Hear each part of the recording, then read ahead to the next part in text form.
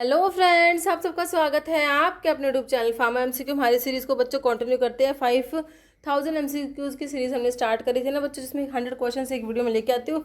तुम्हारे सभी upcoming government pharmacist exam, चाहे तुम्हारा स्टेट का एग्जाम है फिर सेंट्रल लेवल का, सभी के लिए सीरीज बच्चों बहुत इंपॉर्टेंट है। और बाकी टेस्ट सीरीज और क्रैश कोर्स आपको पता ही है, फार्मा एमसीक्यू ऐप पर अवेलेबल है।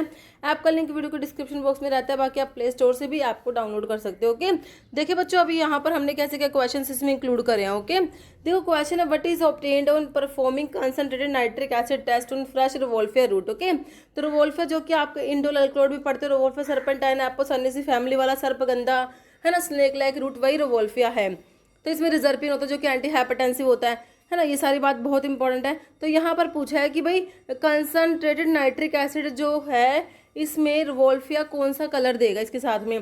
तो याद रखना है, आर से रिवोल्फिया और आर से आप रेड कलर याद रखना बच्चों, कौन सा कलर देगा, रेड कलर देगा। कह रहे patient show increased heart rate, बढ़ गया बच्चों, एंड कॉन्ट्रैक्टिलिटी है ना, leading to raised blood pressure, most likely hormone involve. कौन कौन से हार्मोन इन्वॉल्व है जिन्होंने ब्लड प्रेशर को बढ़ा दिया, हार्ट रेट बढ़ा के, कॉन्ट्रैक्टिलिटी बढ़ा के। कह रहे एट्रियल नाइट्री यूरेटिक पेप्टाइड ANP है ना, इसको शॉर्ट में बोलेंगे, और नाइट्रिक ऑक्साइड। तो बच्चों ये वैसे डायलेटर होते तो हार्ट रेट को नहीं बढ़ाएंगे है ना। तो यहाँ पर ये तो गलत हो गया। Aldosterone and anti diuretic hormone angiotensin 2 और ANP काट दो, नोरेपिनेफ्रिन और एपिनेफ्रिन या फिर नन। ठीक है, तो हमारा यहाँ पर हो जाएगा आपका कौन सा, यहाँ पर हो जाएगा ऑप्शन जो है बच्चों एंजियोटेंसिन 2 जो है पोटेंट वैसोकॉन्स्ट्रिक्टर होता है ना। तो यहाँ पर तुम्हारा,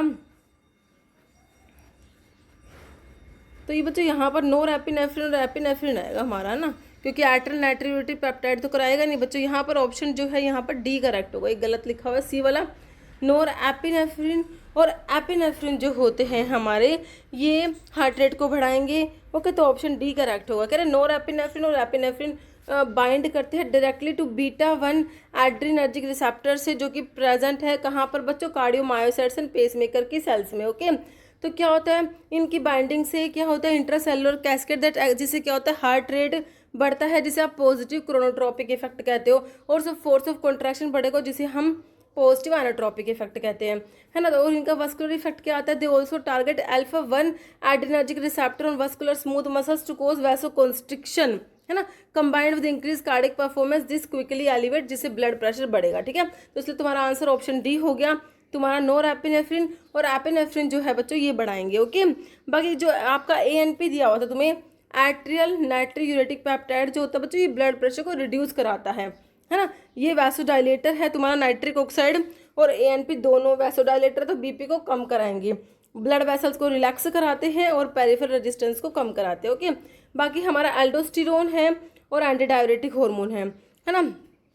तो ये कह रहे हैं BP को रेज तो कराते हैं बट इनका मैकेनिज्म अलग है ना। तो ये हार्ट रेट और फोर्स ऑफ कॉन्ट्रैक्शन को नहीं बढ़ा रहे बच्चों, ये अलग तरीके से ब्लड प्रेशर बढ़ाते हैं।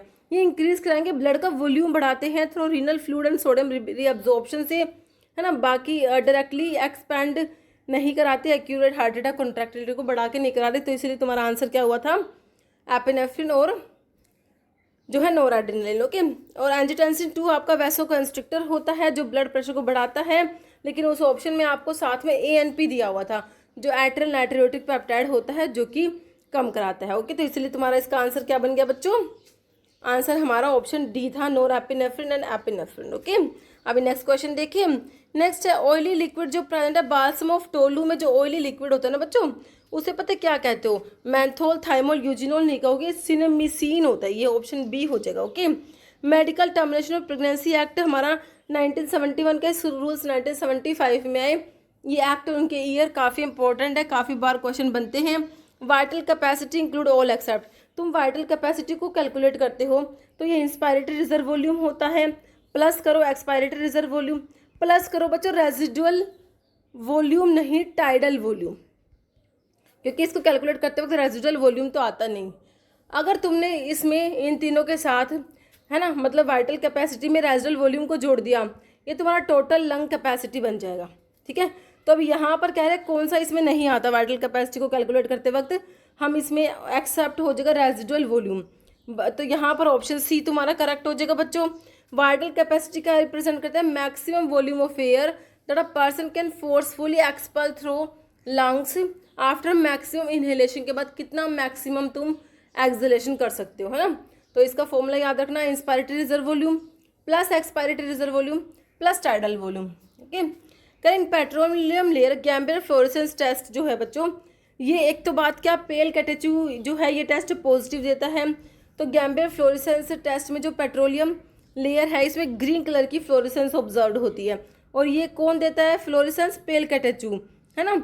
इस गैम्बियर फ्लोरेसेंस टेस्ट के थ्रू हम ब्लैक कैटेचू और पेल कैटेचू को डिस्टिंग्विश कर सकते हैं। ठीक है बच्चों, तो यहाँ पर ऑप्शन बी करेक्ट है।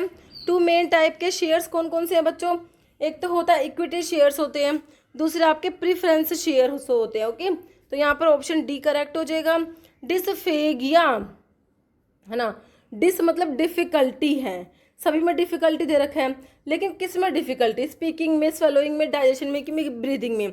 तो जब आपको स्वेलो करने में किसी चीज़ को, है ना, डिफिकल्टी हो रही है, जैसे कहोगे डिसफेगिया, और अगर आपको बोलने में डिफिकल्टी तो डिसफेजिया, सिर्फ एस और जी का फर्क था ना।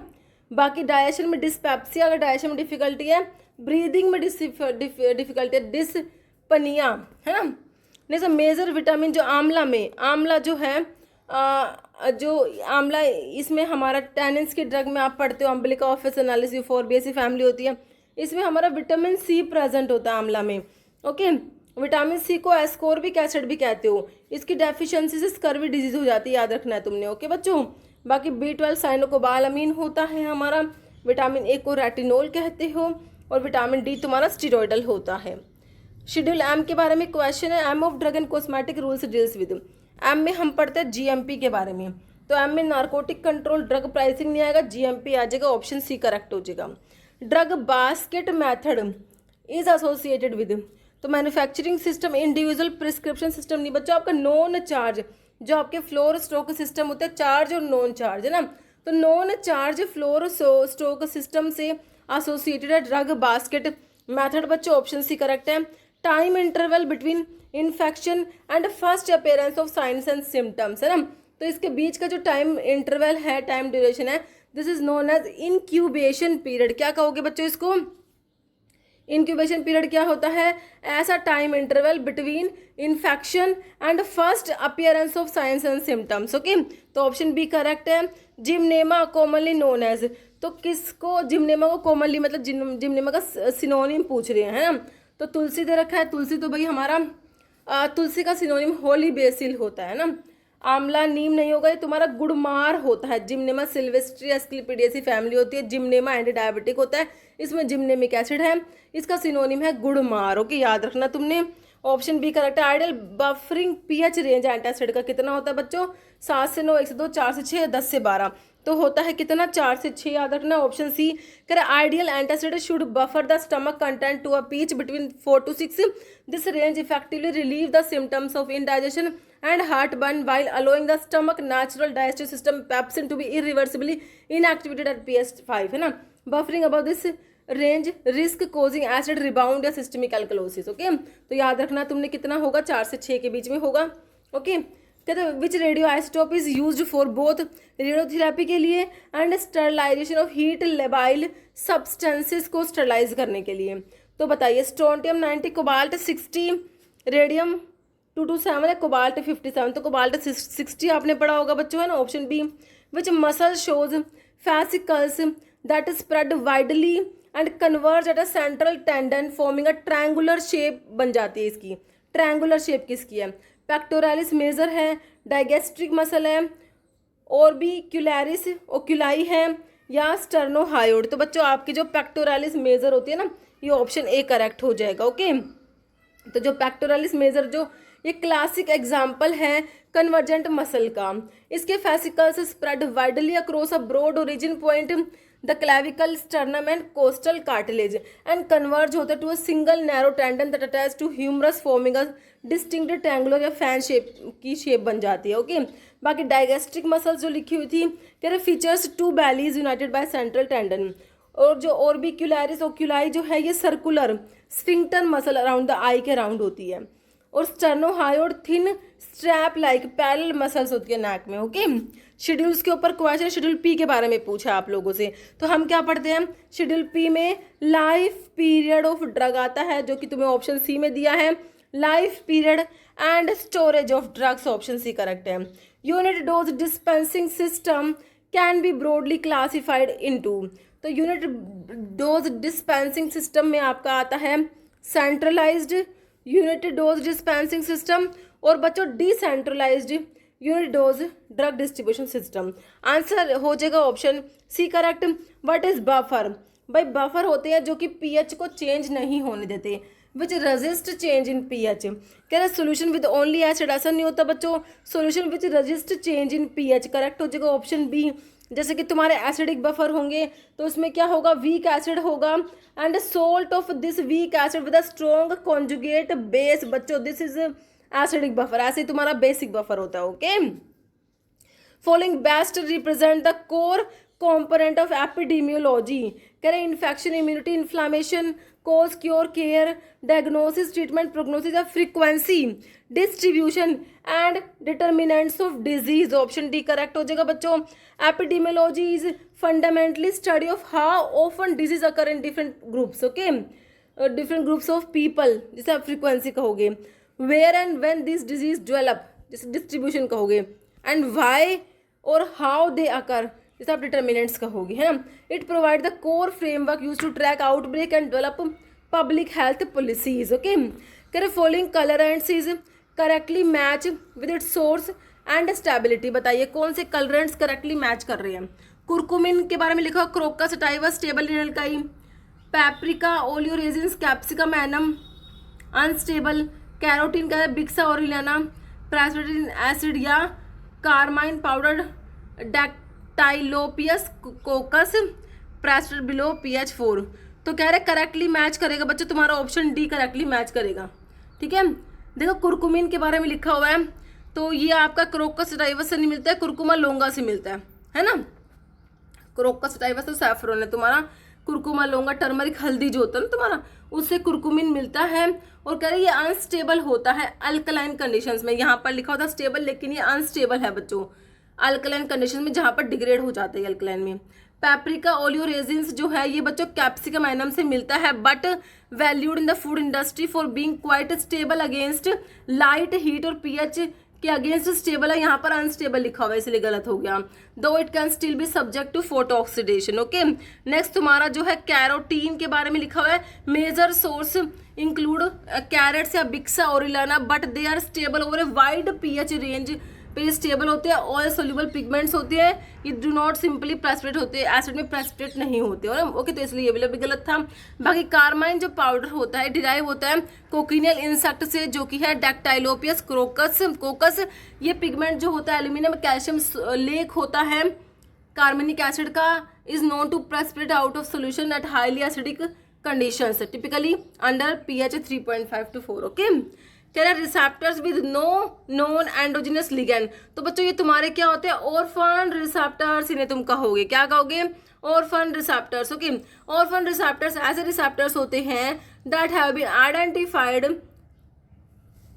Often through genetic cloning but their endogenous signalling ligand remain unknown. Okay, फिर स्पेयर रिसेप्टर्स होते हैं that exist in excess of what is required to produce a maximum biological response from an organism. Okay, active receptors क्या होते हैं, currently in their active conformation state में जो होते हैं एंड एक्टिवली ट्रिगर करते हैं डाउनस्ट्रीम सिग्नलिंग पाथवे।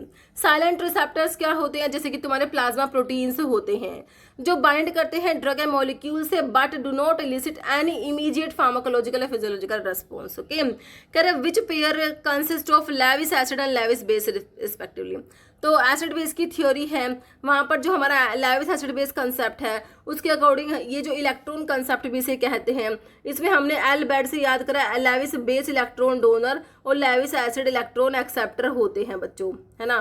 तो देखो क्लोराइड आपसे पूछा पहले बेस एसिड होना चाहिए फिर बेस होना चाहिए, है ना, रिस्पेक्टिवली लिखा हुआ है ना। तो देखो क्लोराइड तो बेस है, अमोनिया बेस है, CN- भी बेस, लेकिन हमारा जो ऑप्शन डी H+ तो एसिड में चला जाएगा, OH- बेस आ जाएगा, Lewis acid Lewis base respectively हो गया ऑप्शन डी।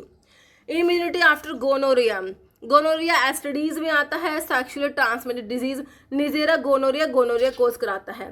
तो कह रहे गोनोरिया का इन्फेक्शन अगर हो गया तो तुम्हें इम्यूनिटी कैसी मिलेगी, temporary, life long, no immunity, partial. तो कह रहे कोई इम्यूनिटी नहीं मिलेगी। जो गोनोरिया का इन्फेक्शन जो है अगेन एंड अगेन हो सकता है बच्चों, ठीक है, तो इम्यूनिटी नहीं मिलती इससे। कह रहा आफ्टर रिकवरिंग फ्रॉम गोनोरिया के इन्फेक्शन से रिकवर होने के बाद even following antibiotic treatment the body does not develop reliable protective immunity develop नहीं होती बच्चों। इसका मतलब क्या है, you can be reinfected immediately upon exposure to bacteria Neisseria gonorrhoea. Okay, which alkaloid listed is uses both.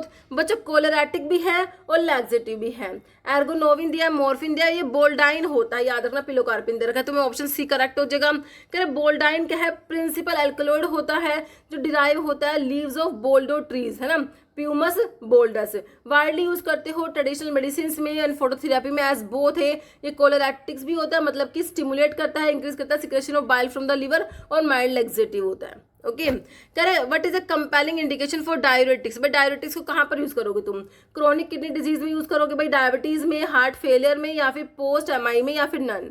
तो heart failure जो है ऑप्शन सी करेक्ट हो जाएगा। कह रहे डायरेटिक्स जैसे कि आपके लूप डायरेटिक्स हो गए, थायराइड्स हो गए, ये कह रहे हैं corner stop therapy for heart failure patients experiencing, जहां पर क्या वॉल्यूम ओवरलोड है, फ्लूइड रिटेंशन है, या फिर क्लिनिकल कंजेशन हो रखी है। रैपिडली एलिविएट सिम्टम्स जिसकी shortness of breath and peripheral oedema making them a first line treatment. Okay, लोग जो रेफर्स टू विच डिजीज, भाई कौन सी डिजीज में क्या होता है, जिसे लोग जो डिजीज कहते हैं। तो हमने पढ़ा टिटैनस में पढ़ा, हमें टिटैनस को हम क्या बोलते हैं, लोक जो डिजीज भी कहा जाता है टिटैनस को, है ना, ऑप्शन बी करेक्ट है। कह रहे saline cathartic producer effect primarily by. Saline cathartic कैसे काम करते हैं बच्चों, कह रहे इनहिबिट करेंगे इंटेस्टाइन का सिक्रेशन, नहीं बच्चों, osmotic load of the intestine का उसे बढ़ाते हैं बच्चों, इंक्रीज कराएंगे osmotic load in the gastro intestinal tract. Okay, बाकी डिस्ट्रॉय करना इंटेस्टाइनल फ्लोरा को, रिड्यूस ऑस्मोटिक लोड, नहीं, ऑप्शन बी करेक्ट हो जाएगा तुम्हारा। ओके, कह रहे hearing loss with diuretics occur only with. तो आपके जो हाई सीलिंग डायूरेटिक्स होते हैं, लूप डायूरेटिक जिन्हें कहते हो, जिसमें आपका फ्यूरोसिमाइड आता है, तो वो हियरिंग लॉस करा देते हैं। तो यहाँ पर ऑप्शन ए तुम्हारा करेक्ट हो जाएगा। बाकी थायराइड्स ऑस्मोटिक डायूरेटिक में जैसे मैनिटोल आता है, पोटाशियम स्पैरिंग में आपके एल्डोस्टेरोन के एंटागनिस्ट आते हैं, और बाकी renal epithelial sodium channel blockers आते हैं। ओके, तो हियरिंग लॉस करा देंगे, ऑटो टॉक्सिटी कराते हैं आपके loop diuretics, option A correct है। कह रहे हैं फ्रीडरिक वोलर सिंथेसाइज यूरिया को सिंथेसाइज करा बाय हीटिंग, किसको हीट करके, अमोनियम साइनेट को, सोडियम क्लोराइड को, ammonium nitrate, ammonium sulphate. Ammonium cyanate को हीट करा था बच्चों इन्होंने, किसको हीट करा था इन्होंने, अमोनियम, इन्होंने यूरिया को सिंथेसाइज करा 1828 by heating ammonium cyanate. Okay, कह रहे following pair of antiseptic and disinfectant incorrectly match है, गलत मैच किसको कर रखा है। कह रहे मेटालिक सोल्ट्स में जिंक ऑक्साइड बिल्कुल आएगा, हैलोजेंस में आयोडीन बिल्कुल आएगा, अल्कोहल में भाई ग्लूटरल्डिहाइड, तो नाम से पता लग रहा है ये एल्डिहाइड है ना, ऑक्सीडाइजिंग एजेंट में पोटेशियम परमैंगनेट आ जाएगा। तो अल्कोहल में तो आपका ग्लूटरल्डिहाइड के नाम से पता लग रहा है कि एल्डिहाइड है, तो इनकरेक्ट तो ऑप्शन सी हो गया। अल्कोहल में आपका इथेनॉल, आइसोप्रोपाइल अल्कोहल आ जाएंगे, है ना, बाकी ग्लूटरल्डिहाइड आपकी एल्डिहाइड क्लास से बिलोंग करता है। फिर कह रहा term haematophagous arthropod refers to organism that, haemato का मतलब ब्लड होता है ना, फैगस मतलब कि जो फीड करते हैं, तो आर्थ्रोपोड जैसे कि मॉस्किटो हो गया, है ना, तो ये ब्लड पे फीड करते हैं, उन्हें आप कह दो हिमैटोफैगस आर्थ्रोपोड बच्चों। यहाँ पर ऑप्शन ए करेक्ट हो जाएगा। हिमैटोफैगस आर्थ्रोपोड जैसे कि मॉस्किटो है, टिक्स है, फ्लीज है, organism that rely on blood of the host for the nutrition. Okay, कह रहा 5HT3 रिसेप्टर के एंटागनिस्ट में आपने पढ़ा ऑन्डेनसिट्रोन, ग्रेनिसिट्रोन, जब आप एंटी एमिटिक ड्रग पढ़ते हो बच्चों, है ना, प्रोमिथाजिन, क्लोरप्रोमाजिन दे रखा है, मीटोक्लोप्रोमाइड, डोमपेरिडोन दे रखा है, ऑन्डेनसिट्रोन, ग्रेनिसिट्रोन करेक्ट हो गया। बाकी स्कोपोलामिन, एट्रोपिन तुम्हारे एंटीकोलिनर्जिक है। यहाँ पर 5HT3 के एंटागनिस्ट में हमारा क्या आ जाएगा बच्चों, ऑन्डेनसिट्रोन, ग्रेनिसिट्रोन। कह रहे 6 मेंबर्ड रिंग स्ट्रक्चर मोनोसेकेराइड का, 6 मेंबर्ड रिंग स्ट्रक्चर को लैक्टोन कहोगे, पायरानोज कहोगे, एल्डिहाइड या फ्यूरानोज, है ना, तो 6 मेंबर जो होता है उसके पायरानोज कहेंगे, और 5 मेंबर जो रिंग स्ट्रक्चर है उसको फ्यूरानोज कहते हैं। Okay, dengue virus belong to which group of virus, तो डेंगू वायरस जो होता है बच्चों ये हमारा कौन से ग्रुप से बिलोंग करता है, फ्लेवी वायरस, ध्यान रखना है आप लोगों ने, ऑप्शन बी करेक्ट है। अनब्रांच स्टोरेज होमोग्लाइकन्स, है ना, तो आपके जो पॉलीसेकेराइड्स होते हैं बच्चों वो आपके होमोपोलीसेकेराइड्स होते हैं, और हिटेरोपोलीसेकेराइड्स, होमोपोलीसेकेराइड्स को होमोग्लाइकन कहते हो, हिटेरोपोलीसेकेराइड्स को हिटेरोग्लाइकन कहते हो, मतलब कि होमोपोलीसेकेराइड्स है ना। अनब्रांच है बच्चों, कोई ब्रांचिंग नहीं है इसमें, ठीक है। और क्या है, अनब्रांच, और स्टोरेज है, स्टोरेज होमोग्लाइकन है। देखो सेलुलोज कह रहे कि ये अनब्रांच होता है, होमोग्लाइकन है, लेकिन ये स्टोरेज के लिए नहीं होता। बाकी अमाइलो स्टार्च में जो आपका अमाइलोज और अमाइलोपेक्टिन होता है, अमाइलोपेक्टिन तो बच्चों आपका ब्रांच्ड होता है बच्चों, और अमाइलोज अनब्रांच्ड होता है। ग्लाइकोजन में भी ब्रांचिंग होती है। तो यहाँ पर ऑप्शन जो है अमाइलोज और अमाइलोपेक्टिन, तो क्या पूछा आपसे, अनब्रांच पूछा ना, तो अमाइलोज अनब्रांच है, अमाइलोपेक्टिन तो ब्रांच होता है बच्चों, ठीक है। ये आपके होमोग्लाइकन्स होते हैं। तो यहाँ पर हमारा अमाइलोज आंसर हो जाएगा। कह रहे हैं अनब्रांच, अमाइलोज जो है बच्चों अनब्रांच होता है, कंप्लीटली लीनियर पॉलीमर है, ग्लूकोज यूनिट लिंक होती है by alpha 1 for glycosidic bond पे, है ना। और ये स्टोरेज होता है अलोंग विद अमाइलोपेक्टिन की एनर्जी स्टोरेज कंपोनेंट स्टार्च का होता है, जो कि प्लांट में पाया जाता है। होमोग्लाइकन है ये homopolysaccharide entirely composed of single type के मोनोसेकेराइड मोनोमर जो है वो जुड़े होते हैं इसमें, अल्फा डी ग्लूकोज, ओके। तो इसलिए इसको होमोग्लाइकन कहते हैं। बाकी सेलुलोज बच्चों आपका अनब्रांच्ड होमोग्लाइकन तो है, लेकिन जो है ये स्ट्रक्चरल पॉलीसेकेराइड होता है, प्लांट की सेल में स्टोरेज मॉलिक्यूल नहीं होता, इसलिए हमने सेलुलोज को करेक्ट आंसर नहीं करा। अमाइलोपेक्टिन बच्चों स्टोरेज होमोग्लाइकन जो है आपका स्टार्च में होता है, लेकिन ये अनब्रांच ना होके ब्रांचिंग होती है, जहां पर अल्फा 1,6 ग्लाइकोसिडिक बॉन्ड होता है ब्रांच वाले पॉइंट पे, है ना। और ग्लाइकोजन बच्चों आपका ये अमाइलोपेक्टिन के जैसे ग्लाइकोजन आपका स्टोरेज होमोग्लाइकन होता है, जिसकी क्योंकि हम पढ़ते हैं ना बच्चों, प्लांट में तो स्टार्च की फॉर्म में स्टोर होता है फूड, और एनिमल्स में ग्लाइकोजन की फॉर्म में, है ना। तो ग्लाइकोजन की स्टोरेज के लिए है ये, लेकिन ये कह रहे हैं ब्रांच, इसमें ब्रांचिंग होती है एक्सटेंसिव। जो देखो जहाँ पर ब्रांचिंग सीधी चेन है वहाँ पर तो अल्फा 1 4 ग्लाइकोसिडिक बॉन्ड होते हैं, और जहाँ पर ब्रांचिंग होगी ना वहाँ पर बच्चों अल्फा 1 6 ग्लाइकोसिडिक बॉन्ड होते हैं, ये आपने याद रखना है इनमें, okay. Following is not a function of sodium electrolyte, sodium का फंक्शन नहीं है प्रोटीन के सिंथेसिस में। भाई सोडियम का क्या ही काम, देखो नर्व इम्पल्स को ट्रांसमिशन में काम है, एसिड बेस बैलेंस में काम है, ऑस्मोलैरिटी के मेंटेनेंस में काम है। तो ऑप्शन ए हो गया। तुमसे नोट पूछा था बच्चों, following is not alkylating agent नहीं है। देखो जब तुम एंटी कैंसर ड्रग पढ़ते हो वहाँ पर तुम्हारे एल्काइलेटिंग एजेंट्स में सबसे पहले नाइट्रोजन मस्टर्ड्स आते हैं। नाइट्रोजन मस्टर्ड्स में मीक्लोरिथामिन मस्टिनेसिया, साइक्लोफॉस्फेट, आईफॉस्फेट, क्लोरम ब्यूसिन और मेल्फ्लन आता है ना। तो साइक्लोफॉस्फेट आता है, और अल्काइल सल्फोनेट्स में ब्यूसल्फन आता है बच्चों, आईफॉस्फेट आता है। लेकिन मिथोट्रिक्सेट तो एंटी मेटाबोलाइट में फोलेट एंटागनिस्ट में मिथोट्रिक्सेट आता है, ओके। तो मेरे हिसाब से ऑप्शन ए करेक्ट है तुम्हारा।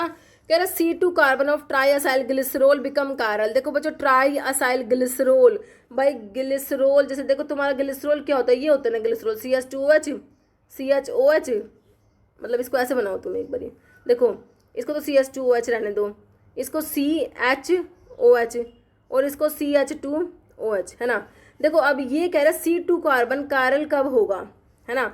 ये कब होगा कार्बन, देखो इधर एक तरफ तो H है एक तरफ OH है, अभी तो ये ग्लिसरोल है, अभी तो तुम इसे ट्राई असाइल ग्लिसरोल बनाओ पहले तो, ठीक है। जब आप क्या करोगे यहाँ पर जो है आपके फैटी एसिड जोड़ोगे, 3 फैटी एसिड है ना, तो जब जुड़ेगा तो कैसे जुड़ेगा, CH2OH और H हट जाएगा, तो यहाँ पर बनेगा ये O C double bond O और R, है ना। यहाँ पर भी क्या हो जाएगा O C double bond O R, यहाँ पर भी क्या हो जाएगा O C double bond O R। This is आपका ट्राई जो है ग्लिसराइड्स, है ना। अब देखो बच्चों इस वाले पे एक तो ये तो हाइड्रोजन अलग हो गया, एक ये ग्रुप है ये भी अलग हो गया, ये दोनों ग्रुप अब यहाँ पर ये अलग अलग होंगे, ये ग्रुप अलग हो ये अलग हो, तो एक कायरल कार्बन बन जाएगा। अगर ये दोनों सेम होंगे तो एक कायरल कार्बन नहीं बन पाएगा, है ना। तो कायरल कार्बन बनाने के लिए दोनों जो है C1 और C3 जो है ना, यहाँ पर ये असाइल ग्रुप अलग हो तो काम बने, है ना, ठीक है। तो यही पूछा है कि C2 कार्बन है तुम्हारे ट्राई असाइल ग्लिसरोल का, कार्बन नंबर 2 है, ये कारल कब होगा। अब भाई कारल कार्बन मेरे बच्चों को पता है, जिससे 4 अलग अलग ग्रुप जुड़े होंगे तो वो कारल कार्बन होगा, है ना।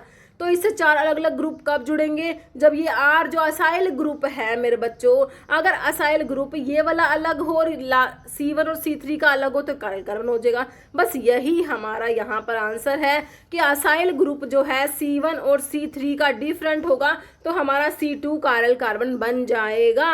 कह रहे तीनों असाइल ग्रुप जो मैंने तुम्हें दिखाए थे ना अभी, देखो CH2O C double bond O R, मतलब ये बच्चों ये सेम भी हो सकते हैं तुम्हारे असाइल ग्रुप और डिफरेंट भी हो सकते हैं, तो मान R1 R2 और R3।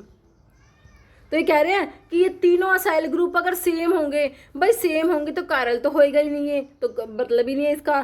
कह रहे ग्लिसरॉल को ऑक्सीडाइज कर दो, फिर ओनली असाइल ग्रुप, कह रहे एक ही असाइल ग्रुप प्रेजेंट हो तो भाई ट्राई असाइल ग्लिसरॉल कैसे बनेगा वो, है ना। तो बच्चों यहाँ पर समझ आ गया मेरे हिसाब से ऑप्शन तुम्हें ए। क्या यही लिखा हुआ है इसमें, C2 कार्बन ट्राइसाइल ग्लिसरॉल का कारल कब बनेगा, जब असाइल ग्रुप कार्बन नंबर 1 और कार्बन नंबर 3 पर डिफरेंट हो। This structural asymmetry create centre attach to 4 distinct group, है ना। एक हाइड्रोजन एटम अटैच था एक तरफ hydroxyl derived ester eight C2 और 2 differing chain at C1 and C3। Okay, कह रहे हॉस्पिटल फॉर्मुलरी हेल्प्स इन, तो हॉस्पिटल फॉर्मुलरी किस में हेल्प करती है, इंक्रीज हॉस्पिटल के बिल्स, नहीं बच्चों इसमें जो है कॉस्ट इसमें कमी होती है तो ये बिल्स इंक्रीज नहीं होंगे। इंक्रीज डुप्लीकेशन ड्रग का इंक्रीज नहीं होता बच्चों। हाँ, वेस्टिंग जो है, जो आपका वेस्टेज है ड्रग का वो तो कम होता है, प्रिवेंट बिल्कुल होता है। बाकी फार्मासिस्ट का रोल भी रिड्यूस नहीं होगा। हमारा ऑप्शन सी करेक्ट है। यहाँ पर कह रहे हॉस्पिटल फॉर्मुलरी जो है कॉन्टिन्यूसली अपडेटेड लिस्ट होती है अप्रूव मेडिकेशंस की एंड थेरेप्यूटिक गाइडलाइंस, है ना। कह रहे use by health care facilities to standardise patient care, control cost and promote rational drug therapy. It serves to eliminate general duplication, optimise inventory control and significantly prevent wastage of drug. Okay, following statement best define acidifiers क्या है, जैसे कि तुम्हारे gastric acidifier जैसे कि HCl होता है ना। कह रहे सब्सटेंस जो कि एल्कलिनिटी को बढ़ाएंगे और ऑर्गेनिक कंपाउंड जो एसिड को न्यूट्रलाइज कराएंगे, बफर जो पीएच को मेंटेन न्यूट्रल पीएच, या इनऑर्गेनिक केमिकल दैट प्रोड्यूस या बिकम एसिड, बच्चों जो एसिड को प्रोड्यूस करेंगे या फिर एसिड बन जाते हैं। ऑप्शन डी करेक्ट है। एसिडिफायर ऐसे सब्सटेंस होते हैं जो पीएच को कम कराते हैं बच्चों, एसिडिटी को बढ़ाते हैं, या temporary compensate for and lack of stomach acid. Okay, resistance to corona virus infection mainly seen, तो बताइए किस में देखा जाएगा कि भाई कोरोना वायरस इन्फेक्शन से रेजिस्टेंट है, कौन होगा। एल्डरली पीपल होंगे, वैक्सीनेटेड जिनको वैक्सीन लगी होगी, या माल नरिश्ड होंगे अनवैक्सीनेटेड, तो भाई जिनको वैक्सीन मिली होगी, है ना, क्योंकि एक्टिव इम्यूनिटी प्रोवाइड करती है हमको वैक्सीन जो होती है। ऑप्शन बी करेक्ट है। विटामिन ई, एक तो बात याद रखो कि अड़ैक तुम्हारे फैट सोल्यूबल है, विटामिन ई क्या है तुम्हारा फैट सोल्यूबल है, एक बात तो ये याद रखो। और ये टोकोफेरोल डेरिवेटिव है, केमिकली क्या कहोगे इसको, अल्फा टोकोफेरोल कहोगे बच्चों, है ना। बाकी कैल्सीफेरोल का फाइलोक्विनोन तुम्हारा विटामिन के जो होता है ना, K1 K2 K3, vitamin K1 जो होता है फाइलोक्विनोन जो कि प्लांट्स में प्रेजेंट होता है, रेटिनोल विटामिन ए होता है, तो यहाँ पर तुम्हारा ऑप्शन बी करेक्ट है। विटामिन ई के बारे में alpha tocopherol. Infection with polio virus, भाई तुम्हें पोलियो हो गया, मतलब पोलियो वायरस का इन्फेक्शन हो गया, कन्फर्म विच कौन सी इम्यूनिटी भाई तुम्हें मिलेगी, कोई इम्यूनिटी मिलेगी पार्शियल, परमानेंट या टेम्परेरी, तो भाई हमें मिलेगी कौन सी, परमानेंट इम्यूनिटी मिल जाएगी। Option C. Following pair correctly match with cyanide poisoning को ट्रीट करना है, तो इसके लिए सोडियम नाइट्राइट पढ़ा है तुमने, और क्या पढ़ा है, सोडियम थायोसल्फेट पढ़ा है बच्चों, है ना। डाइमरकैप्रोल BAL ब्रिटिश एंटीसेट मरकरी की पॉइजनिंग के लिए ना। सोडियम कैल्शियम EDTA जो होता है ना, कैल्शियम डाइसोडियम EDTA वही है जो लेड की पॉइजनिंग के लिए पढ़ते हो। Sodium nitrite sodium thiosulphate correct answer हो गया बच्चों हमारा ऑप्शन बी। बाकी सोडियम नाइट्राइट में EDTA या फिर एक्टिविटी चारकोल EDTA नहीं होगा, ऑप्शन बी करेक्ट है तुम्हारा, सिंपल सा। ओपन टेंडर सिस्टम को बच्चों पब्लिक टेंडर कहते हो, क्या बोलते हो, पब्लिक या अनलिमिटेड टेंडर से होते हैं। बाकी restricted tender, single supply tender, limited tender के बारे में पढ़ लो, यहाँ पर ऑप्शन ए करेक्ट है।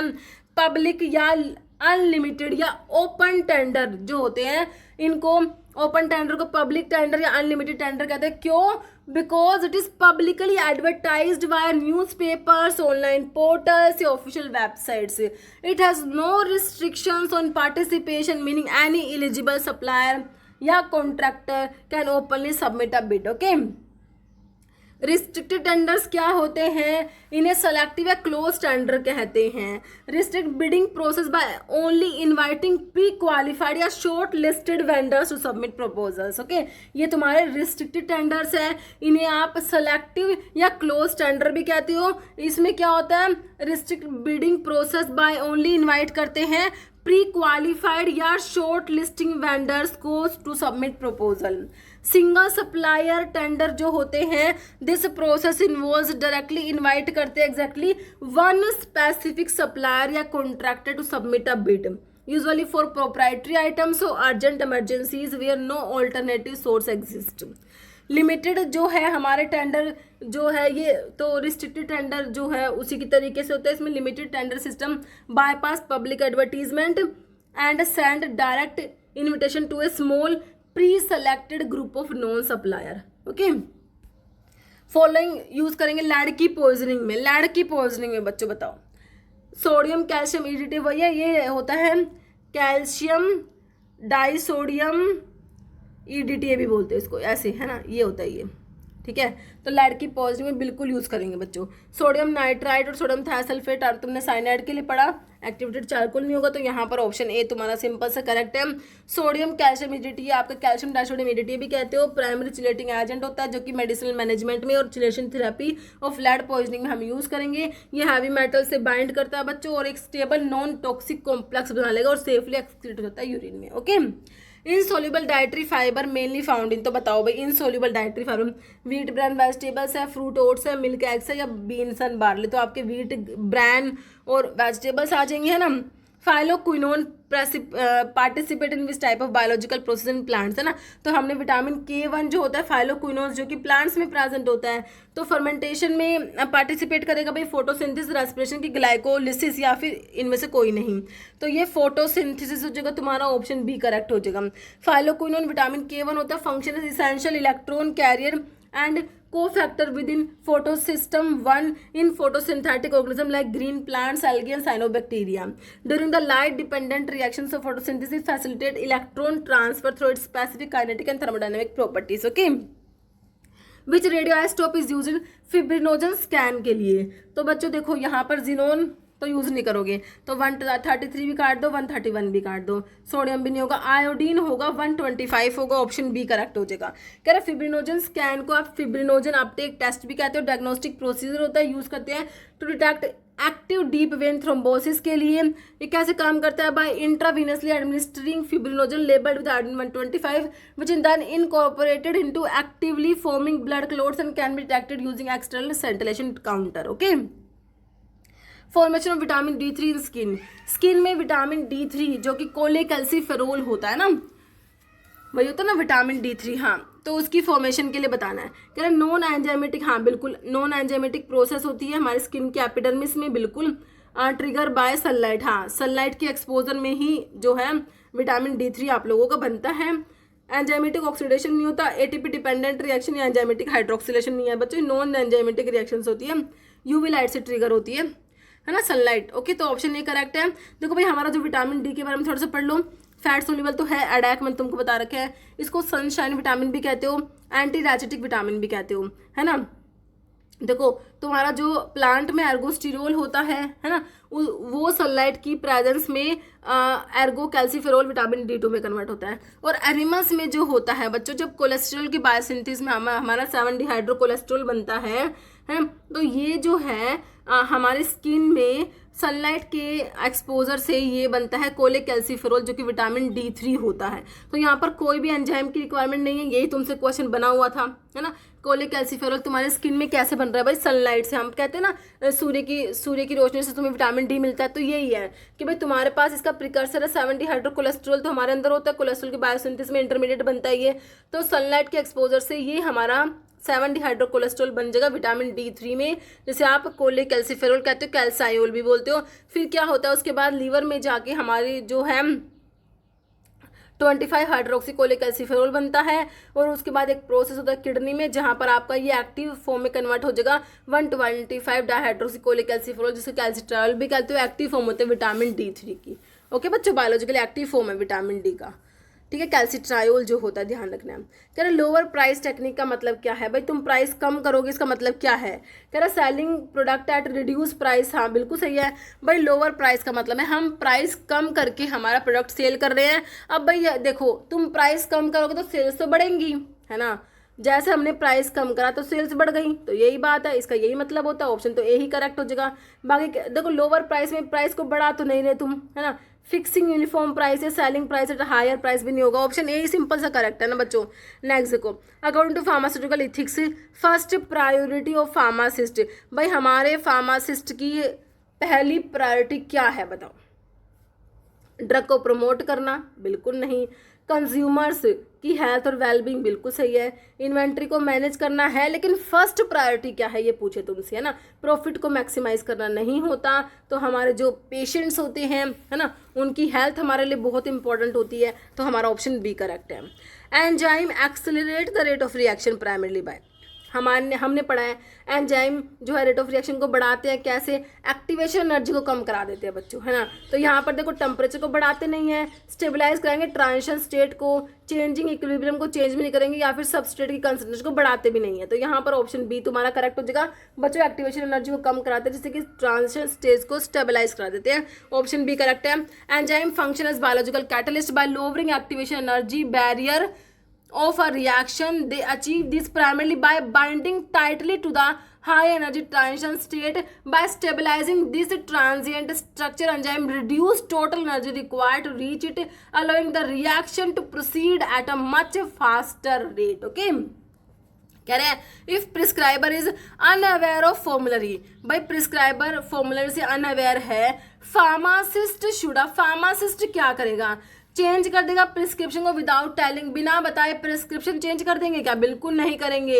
इग्नोर नहीं करेंगे प्रिस्क्रिप्शन को, इन्फॉर्म करेंगे प्रिस्क्राइबर को। बाकी स्टॉप डिस्पेंसिंग ड्रग भी नहीं होगा। इस तरीके के क्वेश्चन बच्चों ये तुम्हारे हॉस्पिटल क्लिनिकल फार्मेसी जो है उसके ऐसे क्वेश्चन बहुत सारे एग्जाम में, हमारे फार्मासिस्ट के एग्जाम में इस तरीके के क्वेश्चन तो पूछे ही जाते हैं। कह रहे when prescription falls outside the facilities formulary of the prescriber is unaware of formulary restrictions, pharmacist standard protocol is to contact the prescribing physician to discuss therapeutic alternative, request prior authorization या mutually agree on an allowable substitution. Okay, कह रहे which enzyme catalyze the breakdown of hydrogen peroxide in biological system? H2O2 hydrogen peroxide के breakdown को catalyse कराएगा कौन सा enzyme? एसिटाइलकोलिनेस्टरेज, भाई हमारा एसिटाइलकोलिन को हाइड्रोलाइज कराता है बच्चों, कैटलेज करेक्ट है। बाकी फ्यूमरेज और सुपर ऑक्साइड डिसम्यूटेज भी नहीं होगा, ऑप्शन बी करेक्ट है। कैटलेज कॉमन एंजाइम जो पाया जाता है nearly all living organism exposed to oxygen, है ना। तो ये क्या करता है? कैटलाइज करता है decomposition of H2O2 into water and oxygen, protect करता है सेल फ्रॉम ऑक्सीडेटिव डैमेज, है ना। बाकी एसिटाइलकोलिनेस्टरेज आपके एसिटाइलकोलिन को हाइड्रोलाइज कराता है बच्चों। फ्यूमरेज जो है आपने सिट्रिक एसिड साइकिल में पढ़ते हो, फ्यूमरेट से मैलेट बनता है, वहाँ पर फ्यूमरेज है, रिवर्सिबल हाइड्रेशन ऑफ फ्यूमरेट से मैलेट कराता है ना। और सुपर ऑक्साइड डिसम्यूटेज क्या करता है? Catalyse the dismutation of super oxide radical into ordinary molecular oxygen hydrogen peroxide. Okay, कह रहा in case of refilling prescription doctor should, कह रहा अलो पेशेंट टू डिसाइड, कि भाई अलो कर दे कि पेशेंट डिसाइड करेगा। Guide the pharmacist with appropriate instruction, avoid giving instruction and leave decision to pharmacist. तो क्या हो जाएगा? Guide pharmacist with appropriate instruction, option B correct हो जाएगा। कह रहे prescribing doctor hold the legal and clinical responsibility to specify exactly how medication should be used, including the doses, frequency, route of administration and the specific number of authorized refills, है ना। Doctors are required to provide clear guidance so pharmacist can safely dispense and label the prescription. Okay, drug use evaluation DUE is best described as, तो क्या है? drug use evaluation, drug का use को evaluate करना है बच्चों। देखो ongoing authorise and systemic quality improvement process है, वन टाइम ड्रग का ऑडिट है, ड्रग मैन्युफैक्चरिंग की प्रोसेस है, ये ऑनगोइंग अनऑथोराइज्ड प्रोसेस नहीं होती बच्चों, ये ऑथोराइज्ड होती है, ongoing authorised and systemic quality improvement process. तो ऑप्शन ए करेक्ट है। Drug use evaluation continuous structured criteria based quality improvement process design to ensure that medicines are prescribed and administered appropriately, है ना। Drug use evaluation बच्चों, ठीक है। Salesmanship is best described as, salesmanship बताओ, क्या personal contact based selling process है, बिल्कुल है। Mass advertising through media, online promotion of product या process of selling through discount only, तो ऑप्शन ए तुम्हारा करेक्ट हो जाएगा बच्चों। सेल्समैनशिप एक स्किल है, आर्ट है, ability to convince, persuade or influence prospective buyer to purchase the product or service. It relies heavily on face-to-face or direct interaction, relationship building and active two-way communication between a salesperson and client to find solution to customer problem. Therefore, it is the best described as personal contact-based selling process. Okay. Following is regulatory protein. Hemoglobin दे रखा है तुमको बच्चों, तो ये तो transport protein में हो जाएगा ना हीमोग्लोबिन। तो इंसुलिन तो रेगुलेटरी प्रोटीन है, ब्लड का ग्लूकोज लेवल रेगुलेट करेगी। कोलाजन दे रखा है और मायोसिन, एक्टिन और मायोसिन तो तुम्हारे कॉन्ट्रैक्टाइल प्रोटीन होती है ना। इंसुलिन करेक्ट है, हमारा रेगुलेटरी प्रोटीन होता है, क्योंकि क्या करता है बच्चों, ये हमारा ग्लूकोज के लेवल को रेगुलेट करके रखता है हमारा इंसुलिन जो होता है ना। बाकी हीमोग्लोबिन तो ट्रांसपोर्ट प्रोटीन में डिलीवर करेगा ऑक्सीजन।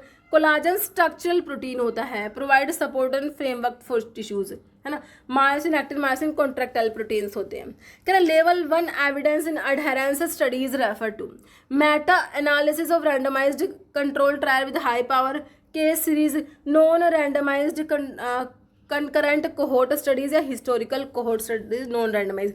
तो भाई ये ऑप्शन तुम्हारा ए हो जाएगा, Meta analysis of randomised control trial with high power. Okay, कह रहा in the hierarchy of evidence based medicines level 1 evidence studies as the stands at the highest standard of scientific rigor, exclusively assigned to systematic review या large well designed meta analysis of multiple randomized clinical trials. Okay, ठीक है। बाकी level 1 में आपका ये हो गया meta analysis, systematic review of randomise clinical trials. Level 2 में at least 1 well designed randomise clinical trial होता है। लेवल 3 में well designed non randomised control trial है। लेवल 4 में वेल डिजाइंड कोहोर्ट या केस कंट्रोल स्टडीज है। लेवल 5 में case series, expert opinion, descriptive studies आता है। Okay, chief of drug control department of the state is a member of the council as, है ना। Ex officio होते हैं, elected, temporary, nominated या none, है ना। तो ये एक्स ऑफिशियो में आते हैं बच्चों, ऑप्शन ये करेक्ट है। जो चीफ होते हैं drug control department of the state, वो एक्स ऑफिशियो मेंबर होते हैं स्टेट फार्मेसी काउंसिल के under section 19 of pharmacy council of India guidelines. Membership is held automatically by virtue of specific position held within the state's drug control organisation. Okay, कह रहा है which matching of vertebral feature is correct, है ना। तो हमारा जो vertebra होता है ना, वर्टिब्री जो होती है उसकी बतानी है, जो सर्वाइकल थोरैसिक ये तुम पढ़ते हो। कह रहे सर्वाइकल थिन इंटरवर्टिब्रल डिस्क है, या फिर नो ट्रांसवर्स फोरामिना। लंबर में शॉर्ट ब्लंट स्पाइनस प्रोसेस होती है, थोरैसिक में absence of rib facet. Okay, correct बच्चों, यहाँ पर तुम्हारा लंबर हो जाएगा जिसमें शॉर्ट ब्लंट स्पाइनस प्रोसेस है ना।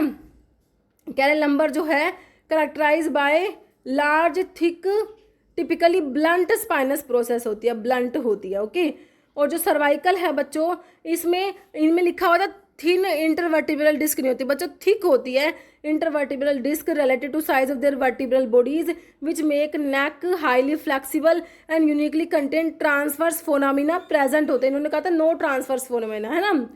ठीक है, तो ये प्रेजेंट होते हैं foramen transversarium to transmit vertebral entry.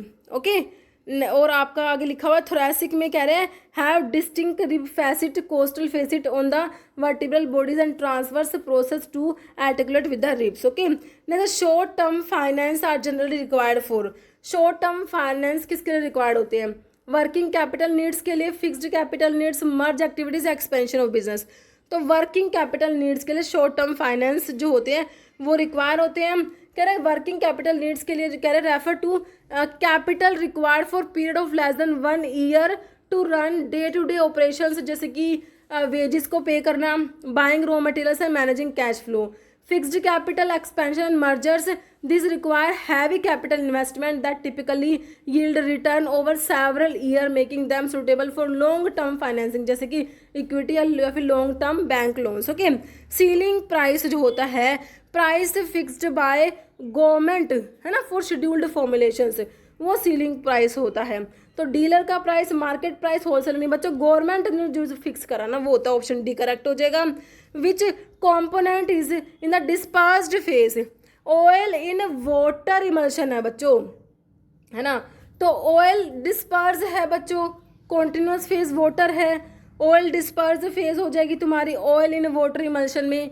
हमारा डिस्पर्स फेज क्या है, ऑयल है, सिंपल सा क्वेश्चन, ऑप्शन 1 हो जाएगा। Which condition is most likely to result from deficiency of vitamin B2।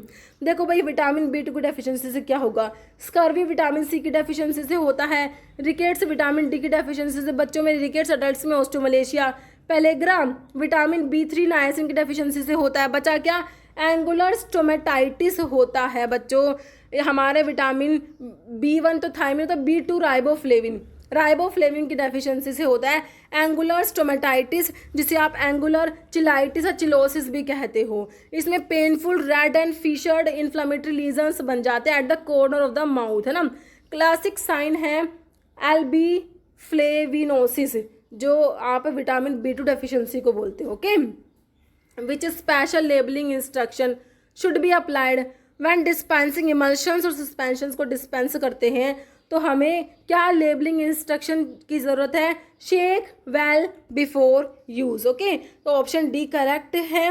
Which inorganic compound act as protective adsorbent antidiarrhoeal with little or no antibacterial action, है ना भाई। Penicillin, erythromycin, tetracycline हमारे antibiotic है भाई, ये antibacterial action तो रखते हैं। और बाकी vitamin C, vitamin D, vitamin B12 दे रखा है, पैरासिटामोल, आइबुप्रोफेन, एस्प्रिन। लेकिन तुमसे पूछा प्रोटेक्टिव और एडजॉर्बेंट में बिस्मथ, सब कार्बोनेट, कैओलिन और बेंटोनाइट आ जाएंगे हमारे। तो ऑप्शन 2 हमारा यहाँ पर करेक्ट है। Primary role of sodium bisulphite in pharmaceutical formulations, है ना। एंटीऑक्सीडेंट है सोडियम बाइसल्फाइड, सोडियम मेटाबाइसल्फाइड, है ना। ये सारे आपके क्या है, एंटीऑक्सीडेंट होते हैं बच्चों, फ्लेवरिंग एजेंट नहीं होते, कलरेंट नहीं होते, थिकनिंग एजेंट नहीं होते। ये एंटीऑक्सीडेंट है जो कि ऑक्सीडेशन को प्रिवेंट करेंगे बच्चों। 3 type of specialised contractile tissue found in the body. Contractile tissues कौन कौन से हैं, है ना। Skeletal muscles, smooth muscles, cardiac muscles बिल्कुल करेक्ट है। बाकी टेंडन, लिगामेंट, कार्टिलेज दे रखा है, epithelial tissue, connective tissue, nervous tissue या ब्लड, बोन और फैट, है ना। तो हमारे कॉन्ट्रैक्टाइल टिश्यूज में हमारे जो है skeletal muscles, smooth muscles, cardiac muscles, option 1 correct है। Which structural feature essential for anti leprotic action, dapsone. Dapsone भाई एंटी लेप्रोटिक होता है, डाई अमीनो डाइफिनाइल सल्फोन होता है तुम्हारा डेप्सोन, है ना। तो देखो di amino diphenyl sulfone, thiazolidine ring तो बच्चों है ही नहीं इसमें। Existence of single benzene ring, सिर्फ एक बेंजीन रिंग होगी इसमें, नाइट्रो ग्रुप ऐसा भी नहीं है। बीटा लैक्टम रिंग तो है ही नहीं। बचा क्या, presence of 2 amino group on diphenyl sulphone backbone बच्चों। डाई अमीनो डाइफिनाइल सल्फोन है ना, तो 2 फिनाइल है, 2 अमीनो है भाई, ऑप्शन 4 निकल के है हमारा करेक्ट बच्चों। When handling a prescription with missing dosage instruction, भाई प्रिस्क्रिप्शन में हमारा मिस है कुछ, क्या मिस है, डोजेज इंस्ट्रक्शन मिस है। एप्रोप्रिएट प्रोटोकॉल क्या है, डिस्पेंस कर दोगे मेडिकेशंस को विद लोवेस्ट रिकमेंडेड डोज के साथ में, या एस्टिमेट करोगे doses based on standard guideline, या seek clarification from the prescriber before dispensing, या instruct patient to follow listed direction only. तो भाई क्या करोगे, भाई क्लैरिफाई करोगे ना तुम प्रिस्क्राइबर से बच्चों डिस्पेंस करने से पहले, है ना। ऑप्शन 3 सिंपल सा करेक्ट है।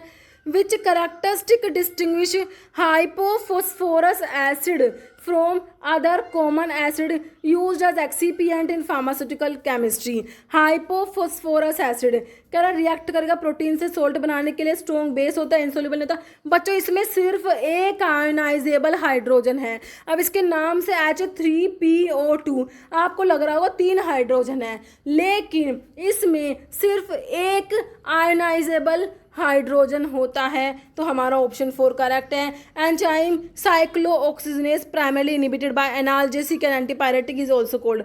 हमारा कोक्स जो है हमारे हम पढ़ते हैं हमारे एनसेड्स होते हैं, कोक्स को इनिबिट कराते हैं, साइक्लोऑक्सीजनेस को, है ना। एनाल्जेसिस एंटीपायरेटिक हमारे कोक्स को इनिबिट करा के काम करते हैं।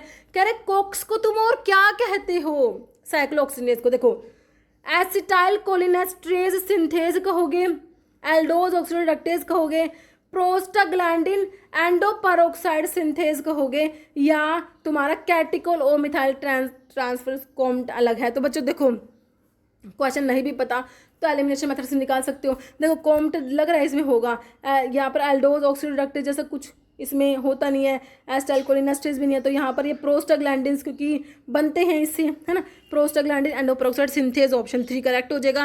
करेक्ट, कोक्स जो है प्राइमरी टारगेट होता है एनालिसिक एंटीपायरेटिक्स के लिए, जैसे कि तुम्हारे एनसेड्स एस्टामिनोफेंस है, officially known as prostaglandin endoperoxide synthase भी कहते हैं या प्रोस्टाग्लैंडिन एच सिंथेज कहते हैं। Catalyse the conversion of arachidonic acid into prostaglandin which are key mediator होते हैं पेन, फीवर, इन्फ्लेमेशन के। Okay, following properties is commonly associated with sodium thiosulphate. तो सोडियम थायोसल्फेट आपका एंटीऑक्सीडेंट होता है बच्चों, तो ऑप्शन 4 कर दो, सिंपल सा करेक्ट। केमिकल क्लास में डेप्सोन, डायमंड, डायफ्राइन, सल्फोन ही तो होता है डेप्सोन, तो देखो यहाँ पर सल्फोन दे रखा है तुम्हें, ऑप्शन 4 कर देना करेक्ट। की कैरेक्टरिस्टिक फीचर सिंपल एपिथेलियम्स, भाई क्या होगा, ठीक, एक्सेसोरियल मैट्रिक्स होगा, मल्टीपल लेयर्स तो स्ट्रैटिफाइड में हो जाएगी, सिंगल लेयर्स ऑफ सेल्स होती है, सिंपल एपिथेलियम की बात हो रही है बच्चों। ऑप्शन 3 लिपिड्स क्या होते हैं हमारे, शुगर या amino acid, water soluble vitamin, alkaloid protein होते हैं, एस्टर्स ऑफ फैटी एसिड्स के एस्टर्स होते हैं, है ना, तो ऑप्शन 4 करेक्ट है। How does reducing the particle size of a drug by griseofulvin है ना, तो आपने क्या करा, इसका पार्टिकल साइज कम कर दिया। पार्टिकल साइज कम करने से क्या होता है, सरफेस एरिया बढ़ता है, डिसोल्यूशन बढ़ता है, बायो अवेलेबिलिटी बढ़ती है बच्चों, है ना। अगर तुमने पार्टिकल साइज कम कर दिया तो कह रहे हैं इसके यूज पे क्या फर्क पड़ेगा, बताओ। देखो पार्टिकल साइज कम करने से क्या फर्क पड़ा बच्चों, ये देखो, it cause drug to become inactive. कह रहे पार्टिकल साइज कम करने से इनएक्टिव होगी, बिल्कुल नहीं होगी बच्चों। अलो डोज टू बी रिड्यूस्ड, हाँ ये सही है। अब पार्टिकल साइज कम कर दिया, ड्रग का जो है सरफेस एरिया बढ़ गया, उसकी बायोलिटी बढ़ गई, तो थोड़ी डोज में काम चल जाएगा। जो काम आपकी जो पार्टिकल साइज जब तक आपने रिड्यूस नहीं करा था, जो काम 500 mg एक तरीके से मान लो, मैं आपको बता रही हूँ 500 mg कर दिया, पार्टिकल साइज रिड्यूस करने के बाद वो उससे कम डोज में काम चल जाएगा हमारा, तो कह रहा है allow the dose to be reduce, आपका ऑप्शन 2 ही करेक्ट है बच्चों। बाकी make drug insoluble in solvents ऐसा नहीं होगा, एडिशन ऑफ मोर एक्सिपिएंट भी नहीं होगा, तो यहाँ पर ऑप्शन 2 करेक्ट हो जाएगा, है ना। कह रहा है रिड्यूस कर दोगे कि तुम particle size poorly soluble drug जैसे कि ग्लिसरॉल्विन का सरफेस एरिया बढ़ जाएगा, डिसोल्यूशन रेट बढ़ जाएगा, ओरल बायो अवेलेबिलिटी बढ़ जाएगी, because the body can absorb drug much more efficiently, allow the required therapeutic dose to be significantly reduced बच्चों। Okay, why is sterility essential for parenteral, भाई हम पढ़ते हैं हमारे पेरेंटल प्रोडक्ट स्टीराइल होने चाहिए, है ना, तुमने पढ़े स्टीराइल होने चाहिए। अब ये कह रहे हैं कि भाई स्टीराइल क्यों होने चाहिए तुम्हारे पेरेंटल प्रोडक्ट, ये बताना है। कह रहे हैं अब देखो, कह रहे हैं क्यों स्टीराइल होने चाहिए, इसके ऑप्शंस देखो, they are stored for long period के लिए स्टोर होते हैं इसीलिए स्टीराइल होने चाहिए। देखो they have high concentration active ingredients का, they directly contact internal body fluids या टिश्यूज के डायरेक्ट कॉन्टैक्ट में जाते हैं बच्चों, इसीलिए हमें स्टेरिलिटी की रिक्वायरमेंट होती है बच्चों। ऑप्शन 3 करेक्ट हो जाएगा। बाकी यूज ओनली एक्सटर्नली, ऐसा तो भाई कोई होता नहीं है, तो ऑप्शन 3 मेरे हिसाब से तुम्हें समझ आ गया। Which antiseptic is commonly used as active ingredient in official throat paint में, कह रहा लिक्विड पैराफिन होगा, सोडियम फ्लोराइड होगा, मैग्नीशियम हाइड्रोक्साइड या स्ट्रॉन्ग आयोडीन सॉल्यूशन बच्चों हमारा होगा, ऑप्शन 4 करेक्ट हो जाएगा।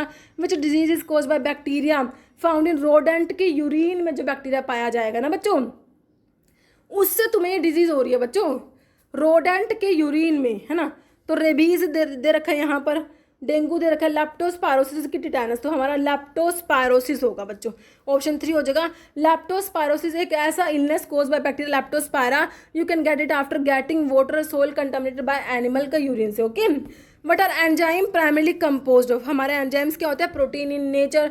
अब प्रोटीन्स होते हैं हमारे एंजाइम्स, तो सिंपल ही पूछा हुआ है, ऑप्शन 2 आ जाएगा प्रोटीन बच्चों।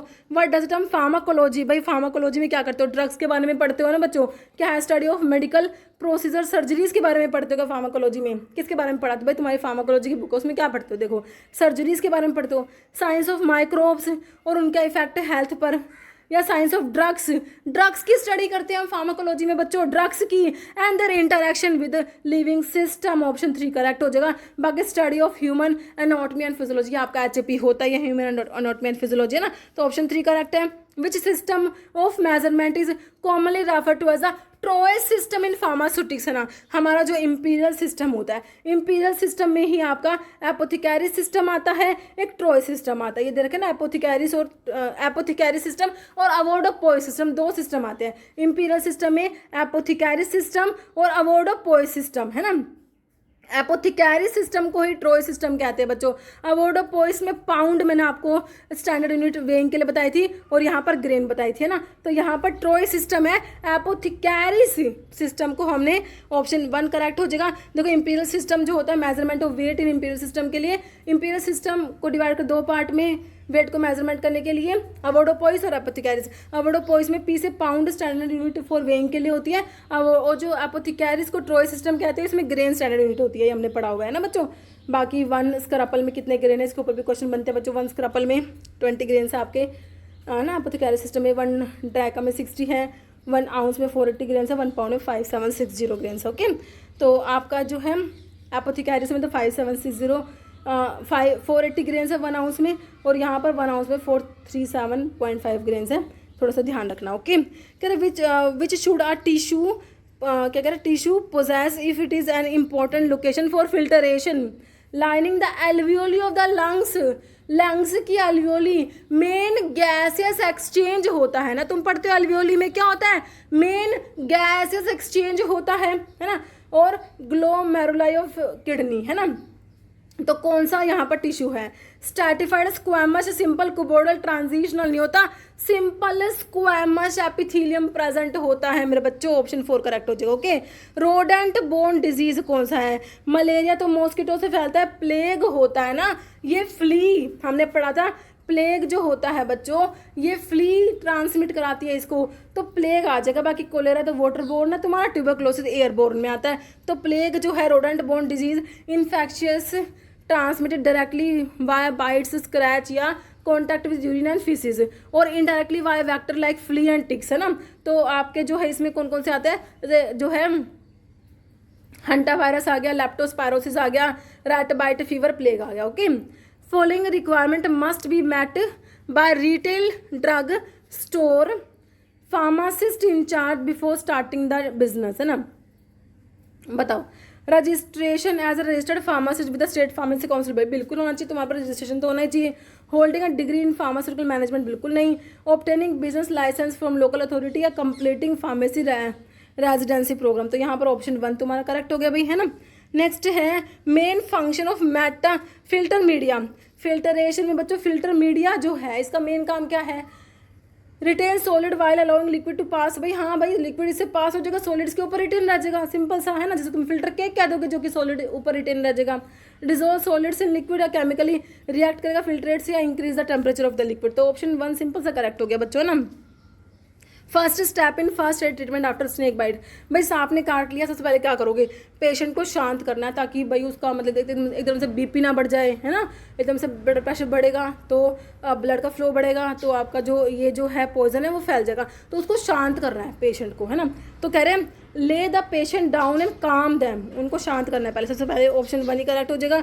विच characteristic best distinguish fibroblast from other stationary cells in the human body, fibroblast को कैसे कौन सी जो कैरेक्टरिस्टिक डिस्टिंग्विश करती है अदर स्टेशनरी सेल्स से, बताओ। फिब्रोब्लास्ट कह रहे हैं मैन्युफैक्चर करती कोलाजन्स को and elastic fibre along with extra cellular matrix material, या इन्वॉल्व होते हैं नर्व इम्पल्स के ट्रांसमिशन में इन्वॉल्व नहीं होती बच्चों। स्टोर करेगी फैट ड्रॉपलेट्स, तो ये एडिपोसाइट्स होती है हमारी ना, तो ये भी नहीं होंगी। Responsible for producing digestive enzymes भी नहीं होगा, तो ऑप्शन 1 तुम्हारा निकल के आ जाएगा, सिंपल सा यहाँ पर करेक्ट बच्चों। Fibroblast specialise connective tissue cells होती है, प्राइमरी रेस्पॉन्सिबल होती है किसके लिए बच्चों, मेंटेन करती है स्ट्रक्चरल इंटीग्रेटेड टिश्यूज की, distinguish from other stationary cells by their role in secreting and maintaining the extra cellular matrix. Okay, कह रहे single dose oral liquid formulation बच्चों, सिंगल डोज हमारे ड्रोट होते हैं ना, सिंगल डोज जो होते हैं जो होते हैं होस्टस, इसके लिए लैटिन टर्म होता है, तो एलिक्सर्स लिंक्टस इमल्शंस नहीं हमारे ड्रोट होते हैं बच्चों, सिंगल डोज जो हमारी फॉर्मुलेशंस है। ऑप्शन 4 करेक्ट है। Which type of drug most suitable for incorporation with medicated jellies, है ना। कह रहे कौन से टाइप के ड्रग यूजफुल होते हैं, कह रहे water soluble drug, water insoluble, fat soluble, hydro hydrophobic, तो वाटर सोल्यूबल ड्रग्स होते हैं बच्चों, ऑप्शन 1 करेक्ट है।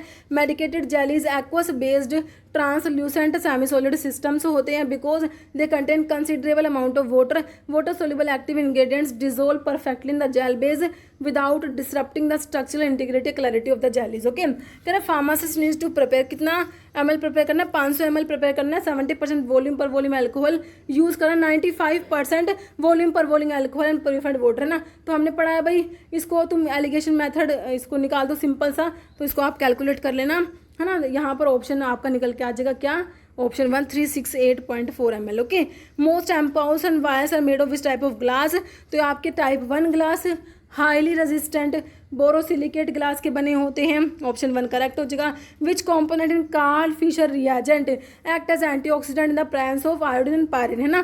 कार्ल फिशर रिएजेंट में आप पढ़ते हो ना, इसमें आयोडीन, पायरिन, सल्फर डाइऑक्साइड और मिथेनॉल होता है ना बच्चों।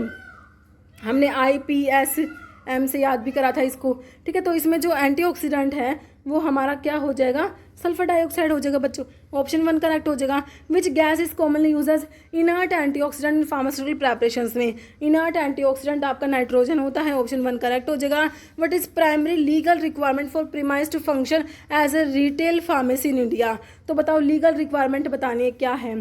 Premise must be licensed as per statutory requirement, बिल्कुल सही है बच्चों। मस्ट बी लोकेटेड अगर हॉस्पिटल में लोकेटेड होनी चाहिए, must sell non pharmaceutical goods या must be painted in specific colour, तो हमारा ऑप्शन 1 निकल के आएगा हमारा correct. Process by which drug move करती है फ्रॉम साइट ऑफ एडमिनिस्ट्रेशन से into systemic circulation, site of administration systemic circulation में जाने को बोलते हैं ड्रग का एब्जॉर्प्शन होना, क्या बोलते हैं बच्चों इसको, ड्रग का एब्जॉर्प्शन, जो क्या फार्माकोकाइनेटिक में ADME की स्टडी पढ़ते हो, absorption, distribution, metabolism and excretion. तो साइड ऑफ एडमिनिस्ट्रेशन से सिस्टमिक सर्कुलेशन में जाना, इसका मतलब ड्रग का एब्जॉर्प्शन होता है। तुम्हारा ऑप्शन 3 यहाँ पर बिल्कुल करेक्ट हो जाएगा, ठीक है बच्चों।